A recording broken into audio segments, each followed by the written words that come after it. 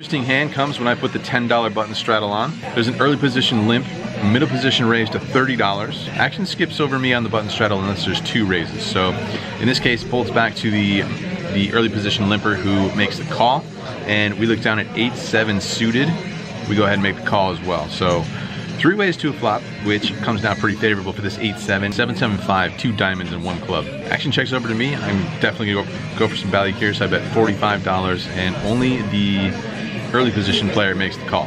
Turn fills us up right away. It's the 8 of clubs, bringing second flush draw on board. Pretty interesting spot here when my opponent leads for $45. So very small bet. Could definitely go one of 2 ways. Could continue putting more money into the pot by raising, trying to get some more value, and just hoping to charge a 7 and maybe making it small enough so that flush draws continue as well, flush draws and straight draws.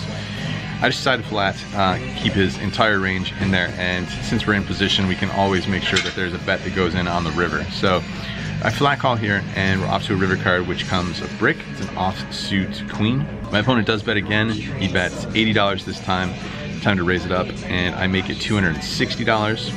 Hoping my opponent puts me on some sort of a busted flush draw, something of that nature.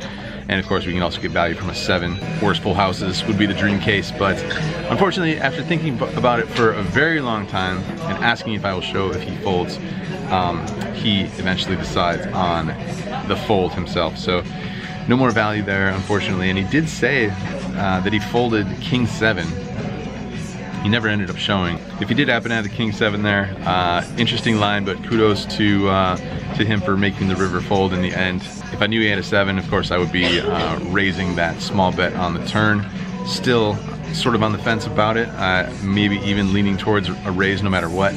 But being in position, I think it's okay to just flat there, keep all of his potential flush and straight draws in there, try and get value on the river.